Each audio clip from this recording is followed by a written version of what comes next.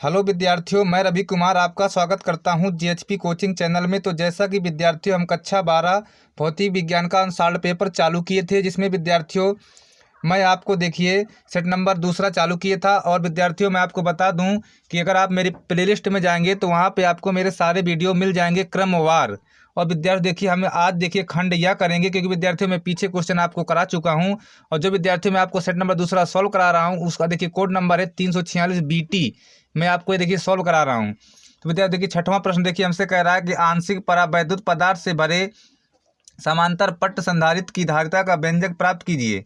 फिर कह रहा था कि यदि संधारित्र को 100 माइक्रोकूलाम तक आवेशित किया गया हो तथा संधारित्र के अंदर रखे गुटके का परावैद्युतांक 2 हो तो संधारित्र के अंदर रखे परावैद्युत गुटके पर उत्पन्न प्रेरित आवेश ज्ञात कीजिए। देखिए विद्यार्थियों, आंशिक परावैद्युत पदार्थ से भरे संधारित्र पट्ट संधारित्र धारिता का व्यंजक कह रहा प्राप्त कीजिए। ये मैं आपको पहले देखिए जो सेट नंबर 1 है उसमें करा चुका हूँ। अगर आप प्लेलिस्ट में जाएंगे वहाँ पे आपको सारे वीडियो मेरे मिलेंगे। अगर वो वीडियो आप देखे होंगे तो ये क्वेश्चन आप कर लेंगे आसानी से। और विद्यार्थी की जो सवाल है हमारा, ये कह रहा है संधारित्र को 100 माइक्रोकूलाम तक आवेशित किया गया हो तथा संधारित्र के अंदर रखे गुटके का परावैद्युतांक 2 हो तो संधारित्र के अंदर रखे परावैद्युत गुटके पर उत्पन्न प्रेरित आवेश ज्ञात कीजिए। मैं आपको देखिए यहाँ से अब सॉल्व करूंगा, है ना। चलिए मैं सवाल को सॉल्व कर रहा हूँ। चलिए, क्योंकि 100 माइक्रोकूलाम तक आवेशित किया गया तो Q बराबर देखिए 100 माइक्रोकूलाम इस प्रकार लिख देंगे, ठीक है। इसके बाद ये कह रहा है तथा संधारित्र के अंदर रखे गुटके का परावैद्युतांक 2 है। तो परावैद्युतांक K का मान दे दिया उसने 2। परावैद्युतांक K का मान कितना है? 2 है।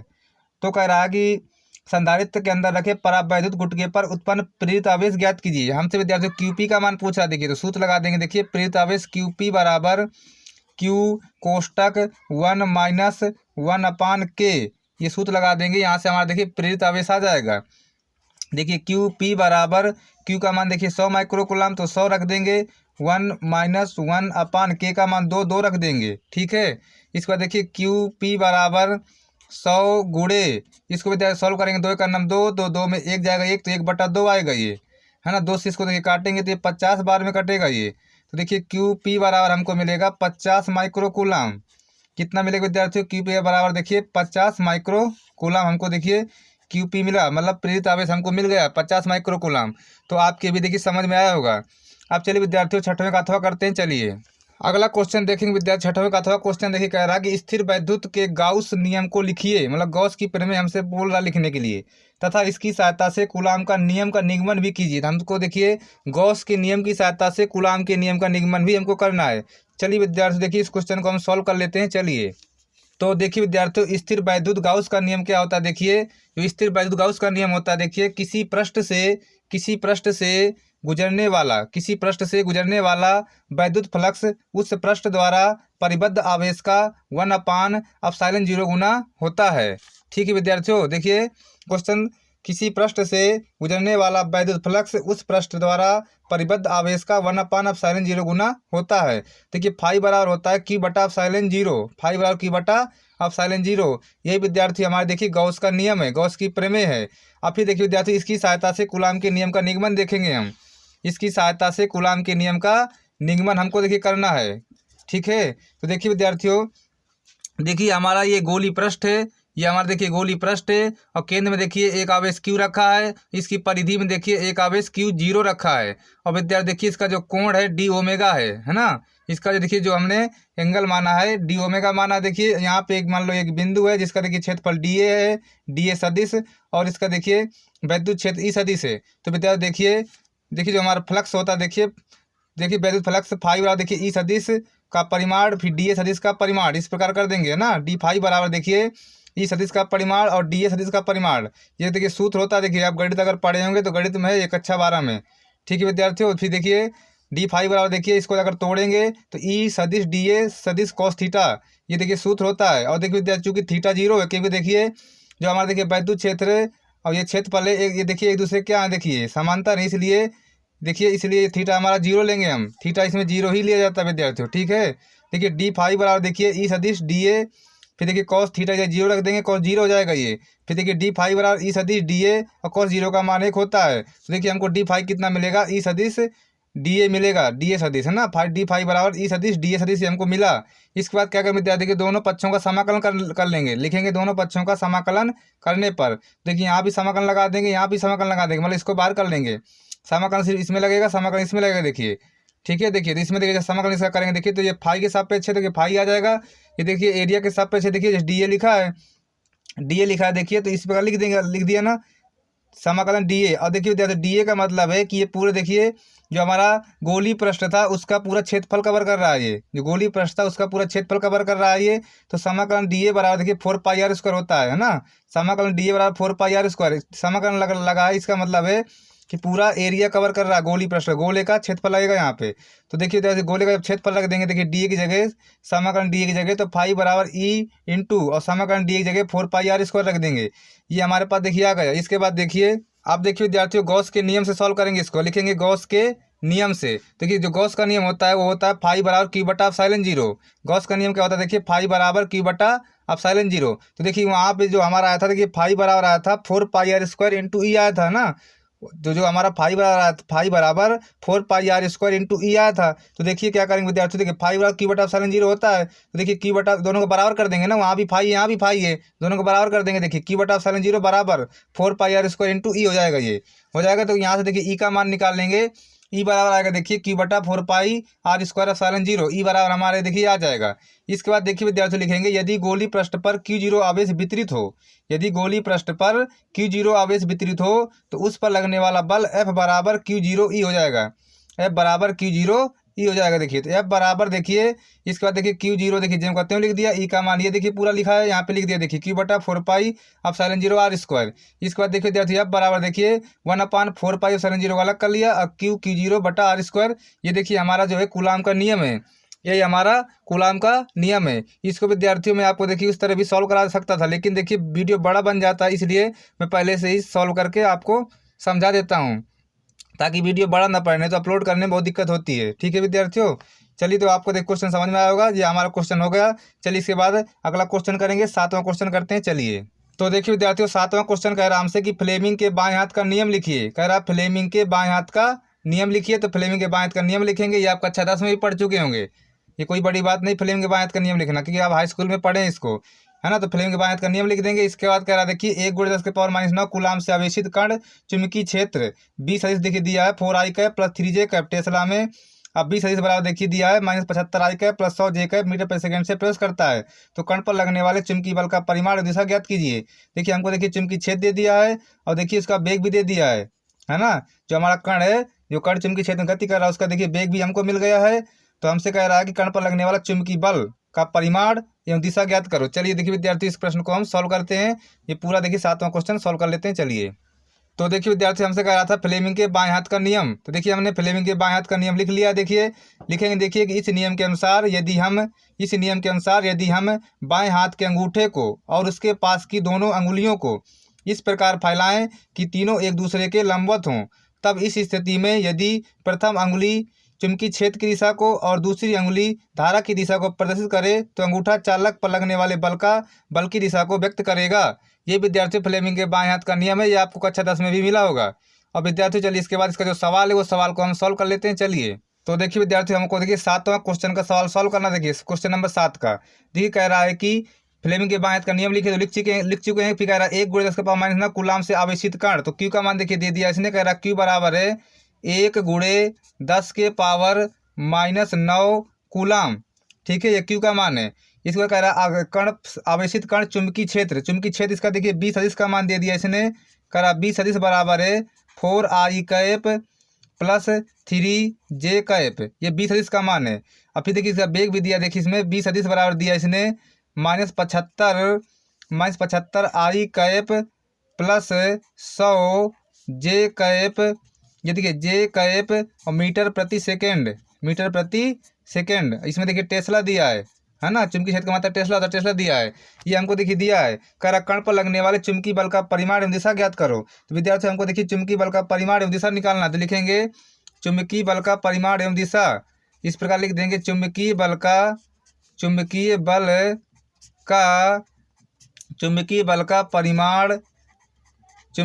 परिमाण एवं दिशा।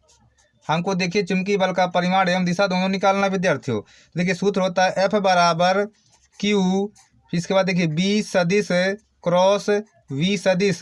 ठीक है, F बराबर Q कोष्टक में फिर देखिए बी सदिश क्रॉस बी सदिश, इसको देखिए हमको निकालना। सबसे पहले विद्यार्थी देखिए हम बी सदिश क्रॉस बी सदिश निकालेंगे। देखिए लिखेंगे, देखिए बी सदिश क्रॉस वी सदिश, इसको देखिए सॉल्व कर लेते हैं। चलिए देखिए इस प्रकार लिख लेंगे। फिर यहाँ पे लिखेंगे देखिए आई कैप जे कैप और के कैप, इस प्रकार लिख देंगे। आई जे के का मान रखेंगे देखिए गुणांक। देखिए इसका देखिए 4 है तो 4 रख दिया। यहाँ पे देखिए जे का कितना है 3 3 रख दिया, के का 0 रख देंगे। यहाँ पे देखिए वी का कितना है 75 है तो माइनस का 75 रख दिया इस प्रकार, माइनस का 75। और देखिए जे का कितना 100 रख दिया। यहाँ पे देखिए के नहीं है तो 0 रख दिया। इसको विद्यार्थी हम सॉल्व कर लेंगे। देखिए सबसे पहले देखिए बी सदिश क्रॉस वी सदिश बराबर, तो आई कैप जो कहते हैं कोष्टक, देखिए इसको छिपा देंगे। इसका पूरा इसमें करेंगे 0, इसका 0 तो पूरा 0 मिलेगा हमको ये। फिर प्लस माइनस फिर जे कैप, इसका जे कैप लिखेंगे, इसको छिपा देंगे। देखिए 0 के 0 हो जाएगा ये, माइनस इसका भी देखिए 0 हो जाएगा, जे 0 मिलेगा। देखिए फिर प्लस के कैप, इस पर के कैप लिखेंगे, इसको छिपा देंगे। देखिए 100 गुणा 400 में 400 हो जाएगा ये 400, और माइनस ये देखिए यहाँ 75 गुणा 3 में करेंगे तो यहाँ भी माइनस है तो ये प्लस हो जाएगा। ये प्लस हो जाएगा। देखिए 3 गुणा करेंगे 3 5 15, 3 5 15, 3 7 21 और एक देखिए 22, तो 225 मिला। यहाँ पे देखिए 225 मिल गया। ठीक है, इसके बाद देखिए विद्यार्थियों देखिए बी सदिश क्रॉस वी सदिश बराबर, देखिए तो पूरा 0 हो गया। देखिए इसको जोड़ देंगे, देखिए 625 हो जाएगा। ये कितना हो जाएगा विद्यार्थियों, ये 625 के कैप, 625 के कैप हो जाएगा ये। चलिए सूत्र में आते हैं। देखिए सूत्र क्या था हमारे पास, देखिए एफ बराबर था क्यू था। इसके बाद देखिए बी सदिश क्रॉस बी सदिश था, तो बी सदिश क्रॉस वी सदिश का मान कितना है 625, तो लिखेंगे 625 के कैप। इसके बाद देखिए विद्यार्थियों एफ बराबर फिर लिखेंगे क्यू का मान रखेंगे, तो क्यू का मान देखिए दिया था 1 × 10 के पावर -9 कूलम, और गुणे देखिए 625 के कैप। इसके बाद देखिए विद्यार्थियों एफ बराबर आएगा हमारे पास 625 × 10 के पावर -9 के कैप। तो विद्यार्थी ये हमारे देखिए प्रश्न का उत्तर है। कह रहा था हमसे कि चुंबकीय बल का परिमाण तो निकला, दिशा देखिए के कैप, दिशा भी इसकी निकल आई, दोनों इसी में निकल आए हैं। ये हमारे विद्यार्थी प्रश्न का आंसर है, आपकी भी समझ में आया होगा। तो चलिए विद्यार्थियों अब अगला क्वेश्चन देखिए 7वें का अथवा करते हैं। चलिए तो देखिए विद्यार्थियों हमको देखिए एक धारा वृत्ताकार कुंडली के केंद्र पर चुंबकीय क्षेत्र की तीव्रता का व्यंजक प्राप्त कीजिए। देखिए तो ये देखिए हमारे देखिए ये वृत्ताकार एक कुंडली मान लो इसको, है ना। जैसे मान लो हमारी एक वृत्ताकार कुंडली, देखिए लिखा है वृत्ति चालक के लिए चुंबकीय क्षेत्र तीव्रता, देखिए है ना। जैसे मान लो ये वृत्ताकार कुंडली है, ये इसे देखिए वृत्ताकार कुंडली है विद्यार्थियों। सब देखिए हमको केंद्र पर चुंबकीय क्षेत्र तीव्रता चाहिए यहाँ पर ओ पर। लेकिन सबसे पहले क्या करेंगे विद्यार्थियों, हम देखिए थोड़ा दूरी मतलब ओ से यक्ष दूरी पर एक बिंदु P मान लेंगे और तीव्रता हम यहाँ पे निकालेंगे। जब हमारी तीव्रता आ जाएगी तो इसके बाद क्या करेंगे, यक्ष का मान 0 कर देंगे, तो हमको देखिए केंद्र पर तीव्रता मिल जाएगी। देखिए विद्यार्थियों देखिए ये मान लो देखिए हमारा वृत्ताकार कुंडली है, ठीक है। और देखिए इसकी त्रिज्या कितनी कैपिटल R है, इसकी त्रिज्या हमारे विद्यार्थियों कैपिटल R है। और देखिए यक्ष दूरी पर एक बिंदु P है, यहाँ पे हम तीव्रता निकालेंगे। और देखिए विद्यार्थियों देखिए जो हम देखिए विद्यार्थी यहाँ से देखिए ये 90 डिग्री बन रहा है ना, 90 डिग्री का। तो विद्यार्थी पाइथागोरस प्रमेय लगा के इसका भी मान हम निकाल लेंगे, ठीक है। देखिए पाइथागोरस लगाएंगे, इसका मान निकाल लेंगे। देखिए मैं पाइथागोरस लगाया हूँ। देखिए जैसे AP का स्क्वायर, देखिए कर्ण का स्क्वायर बराबर लंब का स्क्वायर प्लस आधार का स्क्वायर, इस प्रकार लगा देंगे। देखिए तो AP का स्क्वायर, देखिए AP कर्ण, AP का स्क्वायर बराबर देखिए R² प्लस X स्क्वायर। देखिए हमको AP मिल जाएगी कर्ण के अंदर R² प्लस X स्क्वायर, तो मतलब AP का मान मिल गया इसका। इसको देखिए हमने स्मॉल r दिया है, क्योंकि विद्यार्थी देखिए जो हमारे देखिए ये जो हमारा ये देखिए वृत्ताकार कुंडली है ये, तो देखिए जब इसका देखिए जो गॉसियन पृष्ठ होगा यदि गोलाकार होगा, देखिए इस प्रकार है ना, इस पर गोलाकार होगा। देखिए इसकी त्रिज्या में स्मॉल r लिया हूँ। देखिए जो हमारा कर्ण निकला है ये स्मॉल r बराबर देखिए कर्ण के अंदर R² प्लस X स्क्वायर निकलेगा ये, ठीक है। इस प्रकार आपको करना, देखिए इस पर आप चित्र बनाएंगे इसी प्रकार। अब यहाँ पे हम तीव्रता निकालेंगे अभी यहाँ पे, इसके बाद मैं 0 कर दूंगा x मान, तो यहाँ पे तीव्रता मेरी निकल आएगी। इसकी त्रिज्या कैपिटल R मानना है, इसको खिंचा देना है, तो आपको देखिए कर्ण मिलेगा। कर्ण का मान इस प्रकार निकाल लेंगे पाइथागोरस से, जैसे मैंने निकाला हूँ। देखिए तो AP और देखिए कर्ण के अंदर R² प्लस X स्क्वायर हो जाएगा ये। इसके बाद देखिए विद्यार्थी बायस-वार्ट का नियम लगाएंगे। देखिए तो बायस-वार्ट नियम से क्या होता है, देखिए बायस-वार्ट का नियम होता है देखिए DB बराबर μ0/4π × I dl sin θ/r²। ये हमारा देखिए बायस-वार्ट का नियम होता है। इसके बाद देखिए विद्यार्थी क्या करेंगे, देखिए समाकलन लगा देंगे। देखिए समाकलन देखिए DB बराबर देखिए समाकलन μ0/4π × I dl sin θ/r², ये हो जाएगा। और देखिए विद्यार्थी देखिए समाकलन देखिए DB है, जैसे देखिए B के सापेक्ष देखिए तो यहाँ पे B बचेगा बराबर देखिए μ0/4π बाहर कर लेंगे, I sin θ/r² बाहर कर लेंगे। और देखिए DL इसमें देखिए हमारा समाकलन लगेगा। देखिए और समाकलन देखिए इसी में लगा करता है, डेल्टा हो या D हो, समाकलन उसी में लगा करता है। देखिए तो यहाँ पे समाकलन लगा देंगे। देखिए देखिए विद्यार्थी देखिए ये हो जाएगा। देखिए जो डीएल लिखा है देखिए विद्यार्थी, ये पूरा वृत्त की परिधि का कवर करेगा। ये समाकलन डीएल जो है पूरी वृत्त की परिधि को कवर करेगा। ये तो समाकलन डीएल की परिधि होती है वृत्त की, है ना। समाकलन डीएल जो है वृत्त की परिधि को कवर कर रहा है, पूरी परिधि को। तो जो हमारी जो वृत्त की परिधि होती है विद्यार्थियों, वो 2πr होती है, 2πr, क्योंकि वृत्त की त्रिज्या कितनी माने हम, जो कुंडली हमारी वृत्ताकार उसकी त्रिज्या आर माने कैपिटल ना। तो देखिए जो परिधि हो जाएगी 2πr हो जाएगी कैपिटल आर, तो 2πr हो जाएगी ये। इसके बाद देखिए विद्यार्थियों क्या करेंगे, हमने देखिए 2πr निकाल लिया, है ना। जो यहाँ पे देखिए, यहाँ पे मैं 2πr रखूँगा कैपिटल, यहाँ पे 2πr कैपिटल आर रखूँगा यहाँ पे। इसके बाद देखिए विद्यार्थियों क्या करेंगे, अब देखिए साइन थीटा का मान चाहिए हमें, यहाँ साइन थीटा हटाना है। यहाँ देखिए तो देखिए साइन थीटा वाला लंब बटा कर्ण होता है, तो देखिए साइन थीटा वाला लंब बटा कर्ण होता है। देखिए तो यहाँ से कर देंगे चित्र से हम, देखिए ये हमारा देखिए लंब है, ये हमारा कर्ण है, तो आर बटा आएगा कर्ण के अंदर R square plus X square, है ना। देखिए साइन थीटा वाला देखिए लंब बटा कर्ण, देखिए साइन थीटा वाला आर बटा कर्ण के अंदर आर स्क्वायर प्लस एक्स हो जाएगा ये, है ना। फिर क्या करें, देखिए समीकरण 1 में डीएल एवं साइन थीटा का मान रखने पर, मतलब ये वाला डीएल का मान ये रखेंगे, समीकरण डीएल का मान भी रखेंगे समीकरण 1 में इसमें, और देखिए साइन थीटा का मान भी इसी में रखेंगे। देखिए हमने रखा, देखिए बी वाला देखिए म्यू 0 बटा 4π लिखा है, इंटू देखिए आई जब तो लिख दिया, देखिए है ना। देखिए बी वाला म्यू 0 बटा 4π इंटू आई भी, देखिए आई भी लिख दिया, ये देखिए आई यहाँ लिखा है ना, आई लिख दिया। अब देखिए यहाँ पे डीएल लिखा है, देखिए यहाँ पे डीएल लिखा, देखिए लिखा है, देखिए डीएल, तो डीएल जो क्या रखा है, देखिए 2πr, देखिए रखा, देखिए डीएल जो 2πr रख दिया ना, 2πr डीएल जगह। और साइन थीटा का मान देखिए विद्यार्थियों क्या है, साइन थीटा, देखिए डीएल जगह रख दिया, साइन थीटा का मान देखिए क्या है, तो साइन थीटा का मान देखिए आर बटा, देखिए ये देखिए आर बटा अंडर रूट के अंदर R square plus X square रख दिया है। और देखिए विद्यार्थी इसके नीचे आर स्क्वायर लिखा था, स्मॉल आर स्क्वायर, तो स्मॉल आर का मान तो हम निकाल चुके थे वहाँ से, तो स्मॉल आर का मान कितना है, देखिए कर्ण के अंदर R square plus X square था, इसका भी देखिए वर्ग लगा दिया हमने, लगा दिया। इसके बाद देखिए विद्यार्थियों क्या करेंगे, देखिए 2 से देखिए 2 से काट दिया इसको, है ना, तो पाई से पाई भी कट जाएगा, तो बी बराबर देखिए म्यू 0 बटा 2 बचेगा, देखिए 2 दूनी 4, और पाई से पाई कटा, तो बी बराबर म्यू 0 बटा 2, और आई देखिए आई बचा ये, और देखिए आर ये बचा 2 बार ना। और देखिए इसका देखिए जब वर्क करेंगे तो यहाँ से कर्णी हट जाएगी, तो R square plus X square, और यहाँ पे देखिए कर्णी हटा दिया हमने, तो R square plus X square के पावर 1/2 कर दिया, कर्णी के हटाने के बाद 1/2 कर दिया। इसके बाद देखिए विद्यार्थियों क्या करेंगे फिर, इसके बाद देखिए यहाँ पे देखते हैं आगे, देखिए आप देखिए विद्यार्थियों क्या करेंगे, देखिए बी बराबर म्यू 0 आई आर स्क्वायर जब लिख देंगे, देखिए जैसे देखिए ये देखिए लिखा, जैसे देखिए बी बराबर म्यू 0 आई आर स्क्वायर लिख देंगे, दो को जब लिखेंगे, देखिए अब इनका देखिए गुणा कराएंगे, देखिए आधार बराबर है तो घात जुड़ जाएंगे, देखिए आधार बराबर तो घात जुड़ती है, देखिए यहाँ पे एक घात मानी जाएगी, तो ये हो जाएगा देखिए 1/2 और एक ये तो 3/2 हो जाएगा, देखिए आर स्क्वायर पर एक्स स्क्वायर के ऊपर, ये देखिए तो बी बराबर देखिए म्यू 0 आई आर स्क्वायर बटा 2, और कोष्टक में देखिए R square plus X square के पावर 3/2 ये हो जाएगा।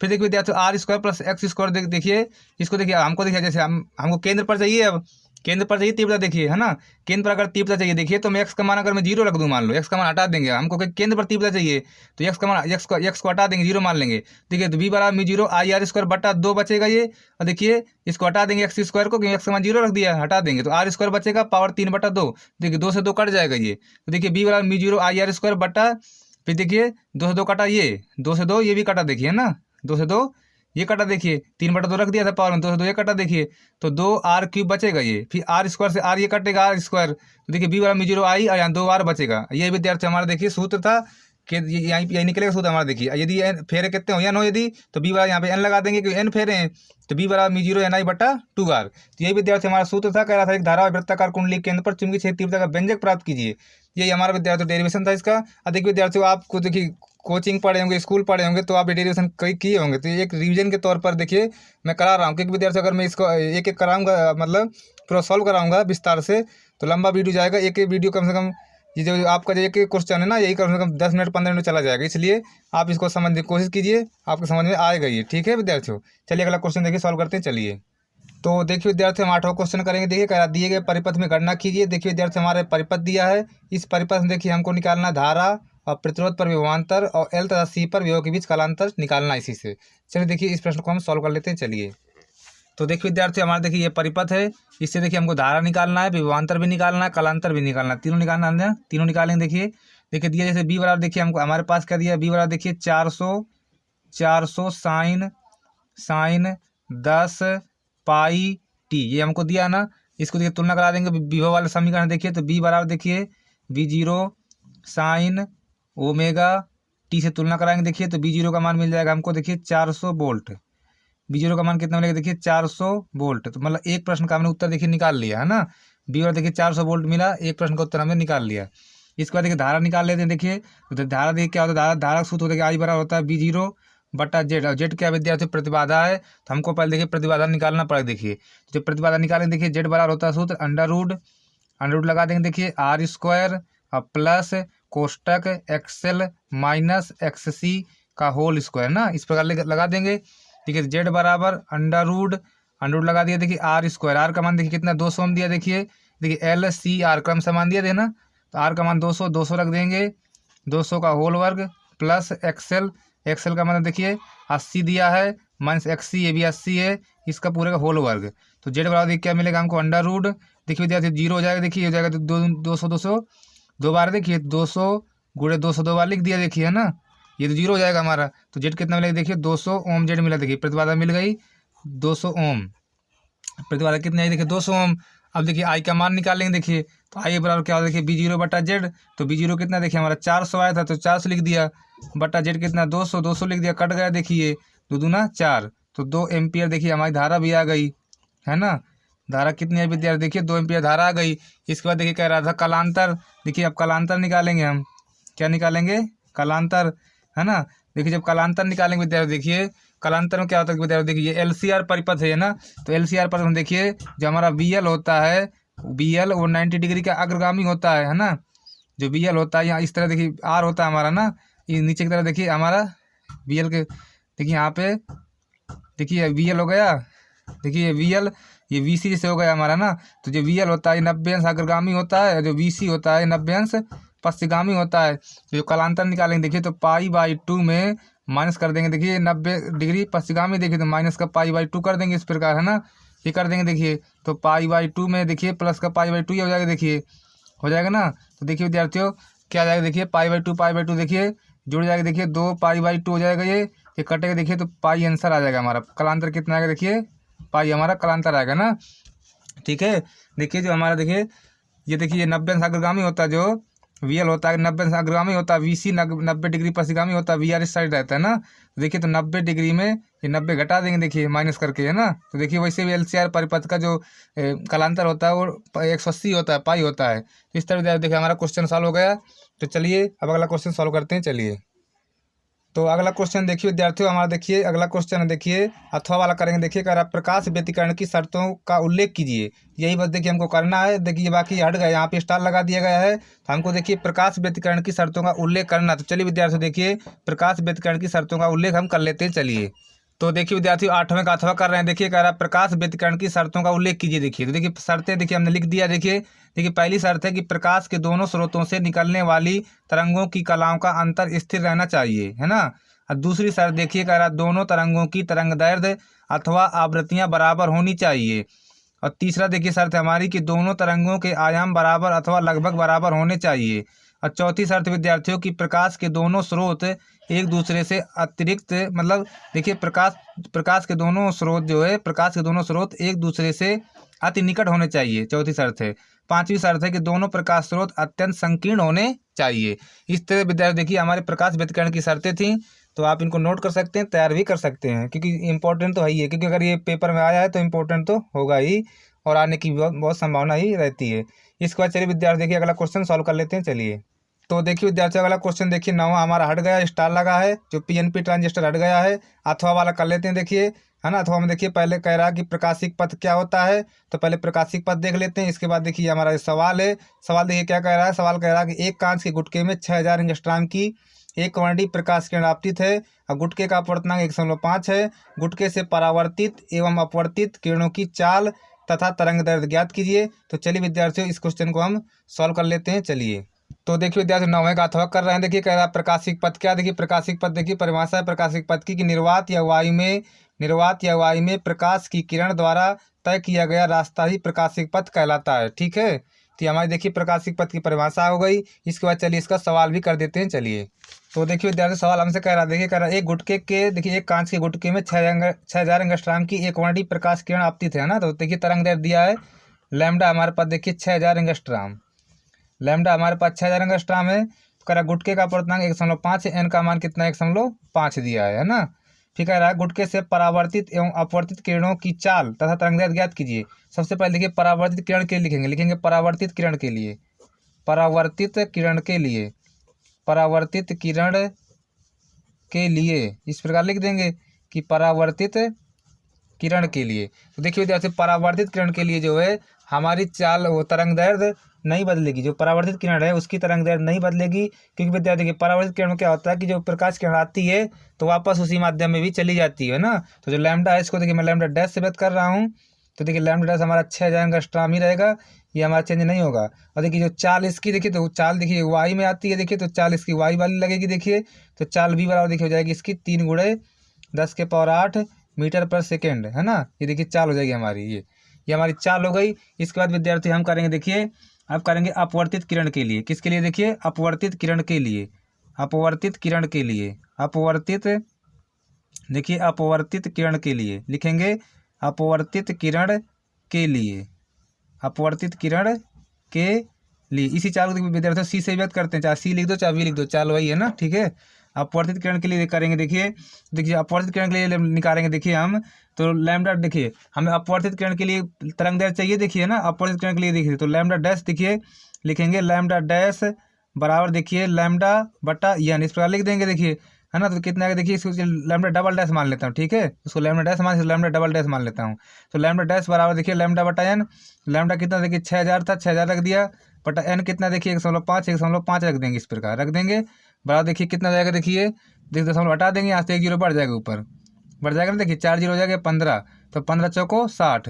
तो देखिए लैम्डा डबल डैश कितना आगे, देखिए लैम्डा डबल डैश आगे देखिए 4000 एंगस्ट्रॉम, ये आ जाएगी। देखिए हमारी तरंग दैर्ध्य आ जाएगी। देखिए अपवर्तित किरण के लिए, अपवर्तित के लिए हमारी ये तरंग दैर्ध्य आ गई, है ना। इसके बाद देखिए चाल निकालना, देखिए चाल निकालेंगे, देखिए एन बराबर C/V लगा देंगे, है ना। चाल एन बराबर C/V। तो देखिए तो हमको देखिए चाल चाहिए एन बराबर C/V, तो V बराबर कितना जाएगा, देखिए V बराबर C/N हो जाएगा ना, V बराबर C/N। तो V बराबर C क्या देखिए प्रकाश की चाल, तो 3 × 10⁸। एन क्या देखिए अपवर्तनांक, अपवर्तनांक कितना 1.5 है, ये दशमलव हटाएंगे, ऊपर 0 बढ़ेगा। देखिए 30 × 10⁸ बटा 15, तो 15 दूना 30। देखिए चाल कितने आ जाएगी, देखिए इसको चाहे डैश नाम दे दो, चाहे ना इसको बी डैश नाम देता हूँ, वहाँ बी थी यहाँ बी डैश नाम दे दो। तो बी डैश कितनी आएगी, देखिए 2 × 10⁸ आ जाएगी, 2 × 10⁸ मीटर पर सेकेंड आ जाएगी। इस तरह देखिए विद्यार्थी हमारे प्रश्न का आंसर हो गया ये। और इसी के साथ विद्यार्थी हमारा सेट भी ये समाप्त हो गया। और इसके बाद देखिए मैं अब जो है कल आपको देखिए इसका तीसरा सेट सॉल्व कराऊंगा। अगर विद्यार्थी मेरा वीडियो आपको पसंद आता हो तो मेरे वीडियो को अगर आप लाइक नहीं करते हैं तो लाइक कर दिया करो, शेयर भी कर दिया करो। अगर आप मेरे चैनल को सब्सक्राइब ना किया सब्सक्राइब कर लिया करो। तो चलिए विद्यार्थियों कल मिलूंगा, मैं चलता हूँ, नमस्कार।